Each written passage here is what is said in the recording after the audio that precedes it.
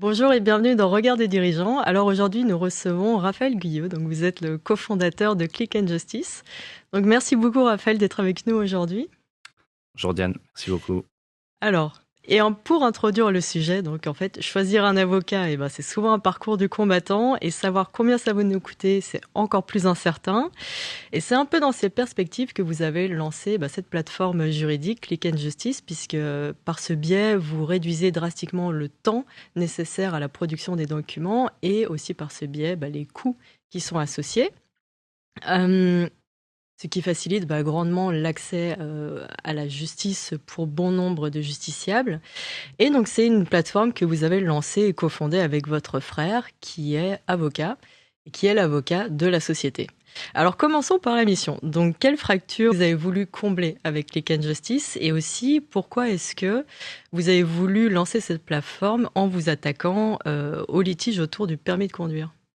Eh bien, pour vous répondre, on a voulu répondre à la fracture juridique que près de 70% des Français vivent, d'après une étude qui a été réalisée par le Sénat en 2021, qui s'appelle le rapport des Français à la justice, qui identifie que plus d'un Français sur deux, finalement, ne sait pas faire valoir ses droits, ne sait pas qu'il peut contester une décision.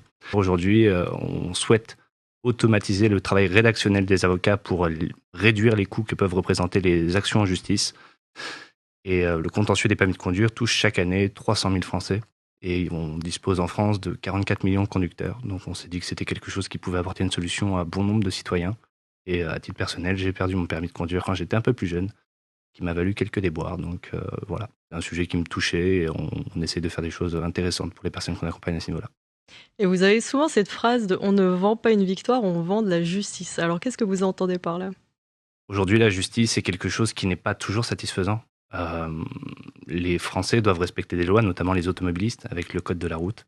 Et de l'autre côté, eh bien, l'État et ses agents verbalisateurs doivent aussi respecter ce qu'on appelle des procédures. Il y a également le code de la route et il y a également plusieurs codes qui rentrent directement en jeu sur le contentieux du permis de conduire, notamment le code des relations entre le public et l'administration. Ce sont des choses très techniques, très pointues. Et finalement, l'automobiliste souvent commet bien la faute qu'on lui reproche d'avoir fait, quoique ce n'est pas toujours le cas. On va juste s'assurer de vérifier que de l'autre côté, tout a été fait selon le bon respect des règles de l'art. Et si ce n'est pas le cas, un juge devra prendre une décision. Et cette décision pourra être potentiellement d'annuler la suspension du permis de conduire de la personne qu'on a accompagnée.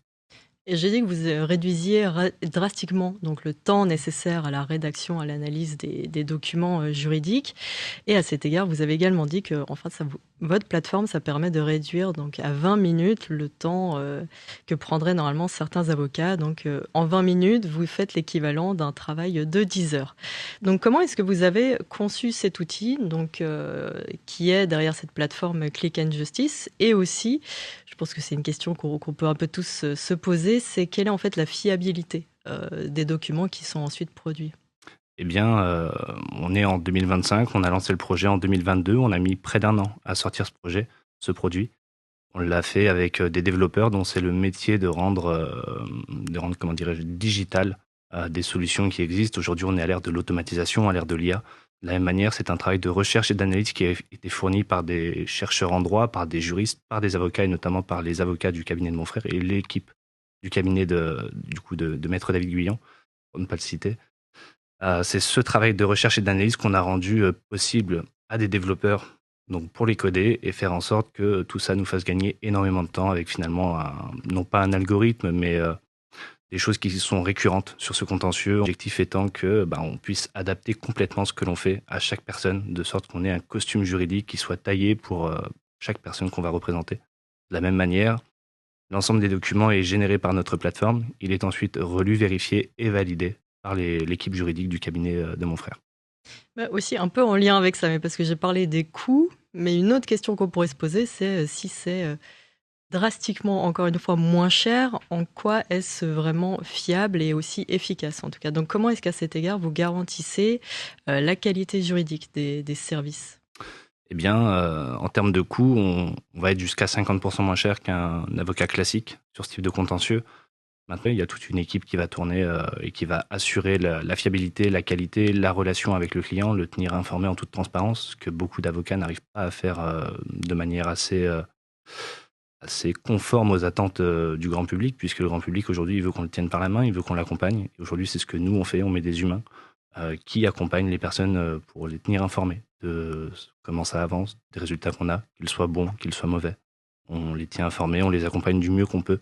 Et surtout, on essaie d'être le plus humain possible. Aujourd'hui, ce sont des gens comme moi qui sont derrière cette plateforme. Moi, je ne suis pas avocat, je n'ai pas fait d'études de droit.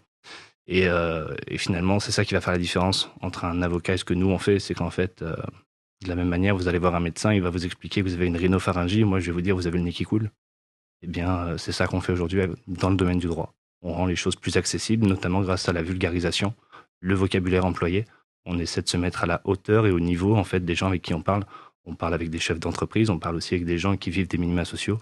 On a vraiment un public qui est très très large et l'objectif c'est que chaque personne avec qui on dialogue puisse comprendre la teneur du sujet. Et on va donc lui expliquer quelles sont les règles du contentieux et comment il peut faire valoir ses droits. Puisque sur un arrêté préfectoral de suspension de permis de conduire, par exemple, il est décrit en 2 lignes ce que vous devez faire. Finalement, c'est bien plus que 2 lignes. C'est une discussion qui peut potentiellement durer plusieurs heures. C'est un travail de recherche juridique qui va durer plusieurs heures également, qui va être fourni par l'avocat. Ces 2 lignes, elles sont rendues indescriptibles, incompréhensibles au grand public. Notre travail, c'est de faire en sorte que les personnes qui subissent tout ça puissent comprendre comment et quelles sont les armes qu'on peut utiliser pour faire valoir ses droits face à ça. Et votre aventure, elle fait que commencer parce que vous êtes lancé en 2022. Mais on peut voir que ça peut être étendu à des tas d'autres litiges, là où vous étiez focalisé sur le permis de conduire. Mais on voit que ça peut être extensible à d'autres sujets. Donc, quelles sont vos ambitions pour les années à venir? Les ambitions, c'est de devenir un acteur incontournable du domaine juridique digitalisé. C'est-à-dire qu'on veut que les gens arrêtent de chercher dans la rue un avocat qu'ils ne trouveront pas au coin de la rue. On veut que, par contre, sur Internet, qui est un lieu de grande rencontre, puisqu'en fait, on peut tout trouver sur Internet, on veut que les gens puissent nous trouver. Et on veut répondre à leurs problématiques.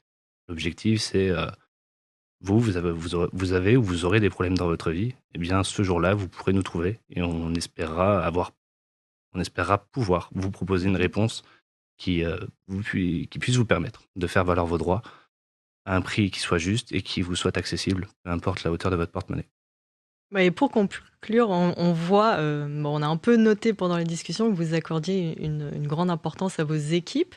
Donc là aussi, c'est un peu pour voir dans quelle direction vous prenez. Donc comment est-ce que vous effectuez le recrutement aujourd'hui? Est-ce qu'il y a éventuellement une culture d'entreprise que vous essayez d'insuffler?